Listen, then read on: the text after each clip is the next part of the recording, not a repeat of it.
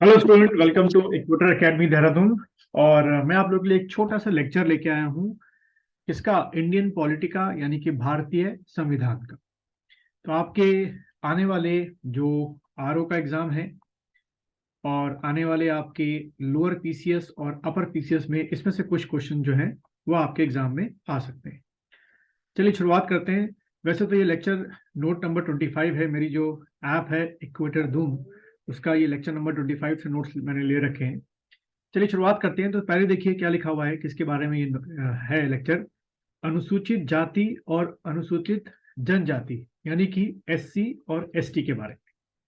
तो सबसे पहला जो क्वेश्चन बनता है वो यही बनता है कि जो हमारे संविधान है किस पार्ट में और किस आर्टिकल से किस आर्टिकल तक में एससी एसटी के बारे में जो प्रोविजंस हैं वो दे रखे हैं। तो ये आपके एमसीक्यू वाले क्वेश्चन में बहुत ज्यादा क्वेश्चन ये आपके आते हैं।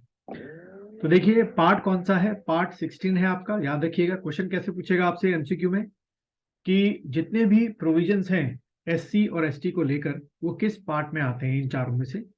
तो वहां पे आपके सामने ऑप्शन होंगे 15, 16, 17, 18। तो आप क्या टिक करेंगे? पार्ट 16 में आते हैं। और किस आर्टिकल से किस आर्टिकल तक है तो आप जैसे देख रहे हैं मेनली आर्टिकल 330 से शुरू करते हुए 340 तक के तहत आपके जो एससी हैं उनको रखा गया है, जो उनके प्रोविजंस हैं। जो एसटी हैं उनके प्रोविजंस को रखा गया है। जो अदर बैकवर्ड आपका है कास्ट उनको रखा गया है। और एंग्लो इंडियंस को रखा गया है। ठीक है, खैर अब तो एंग्लो इंडियंस वाला कॉन्सेप्ट हमने स्पेशल प्रोविजन का खत्म ही कर दिया है। खास तौर पे अगर तीन की बात आए, एससी एसटी ओबीसी जो है उनके जो प्रोविजंस है, उनको जो स्पेशल प्रोविजन है वो किस आर्टिकल से किस आर्टिकल में रखे गए हैं, तो आपको ध्यान में रखना है आर्टिकल 330 से लेकर 342 तक में रखे गए हैं और पार्ट 16। इस वीडियो को हो सके तो मेरे साथ देखते देखते लिखते भी जाइएगा। फिर अगर हम देखें एक अलग से एक आर्टिकल दे रखा है आर्टिकल 366। इसमें क्या लिखा हुआ है, यानी कि आर्टिकल 366 का भी जो रिलेशन है वो आपका किससे है? एससी से है और आपके एसटी से। बस आपको इस तरीके से याद रखना है। ये जो लैंग्वेज लिखी हुई है ये बहुत ही कॉम्प्लेक्स लैंग्वेज है। इस लैंग्वेज में आपको नहीं जाना है क्योंकि जो बुकिश लैंग्वेज होती है वो एक अलग तरीके की लैंग्वेज होती है और जो एग्जाम में पूछा जाता है वो एक अलग तरीके की लैंग्वेज पूछी जाती है। तो जैसे कि मैंने आपको बता दिया, आपको क्या ध्यान रखना है कि आर्टिकल 366 का संबंध जो है वो किससे है? एससी से और एसटी से है। ठीक है। अच्छा, फिर अगर अब अगला पॉइंट देखेंगे कि अनुसूचित जाति से ऐसी जातियां, मूलवंश जनजातियां या उनके भाग अभिप्रेत हैं जिन्हें अनुच्छेद यानी कि आर्टिकल 341 के तहत अनुसूचित जनजाति समझा जाता है।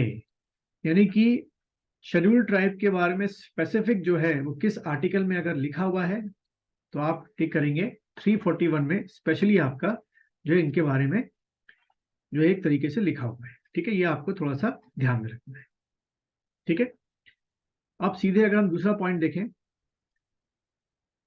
342 के तहत जो हमारे प्रेसिडेंट है, राष्ट्रपति, किसी भी स्टेट, राज्य या यूटी यानी कि संघ राज्य के क्षेत्र के संबंध में संबंधित राज्यपाल के क्या परामर्श कर उस राज्य के किसी जनजाति या जनजातीय समुदाय को अनुसूचित जनजाति के रूप में क्या कर सकते हैं? डिक्लेरेशन कर सकते हैं। यानी कि किसी भी जाति को अगर एसटी एक तरीके से डिक्लेयर करना है तो वो हमारे प्रेसिडेंट साहब करेंगे। लेकिन अंडर विच आर्टिकल करेंगे? 342 के तहत में करेंगे, तो ये टिक करके आना। और इसके लिए जो हमारे राष्ट्रपति महोदय हैं वो किससे कंसल्टेशन करेंगे? तो राज्यपाल से कंसल्टेशन करेंगे, ये टिक करके आप आना। ठीक है। फिर अगर देखें, यही बड़ा इंपॉर्टेंट पॉइंट है, क्या कोई जनजाति किसी राज्य के केवल एक भाग के लिए अनुसूचित जनजाति घोषित की जा सकती है?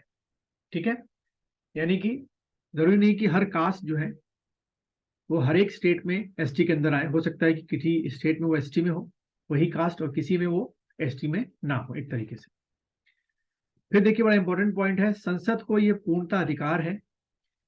इसको ना पढ़ के मैं शॉर्ट में बता दे रहा हूँ कि पार्लियामेंट को ये पूर्ण अधिकार है कि जो राष्ट्रपति ने एक लिस्ट तैयार की है एससी की और एसटी की, उसमें वो नए जातियों को सम्मिलित भी कर सकते हैं। संसद के पास ये अधिकार है, जो राष्ट्रपति ने लिस्ट तैयार की है। ठीक है, the list prepared by the president. और उस लिस्ट में से जो नाम है या जो जातियां हैं उनको उस कैटेगरी से हटा भी सकते हैं। और इसी के तहत एक इंपॉर्टेंट पॉइंट जो यहाँ तक ही है, क्योंकि ये स्पेसिफिक पॉइंट दे रखे मैंने कि जो आपके एग्जाम में पूछे जाते हैं, क्या reservation of seats for SC and ST कहां पर, लोकसभा में और स्टेट असेंबली में।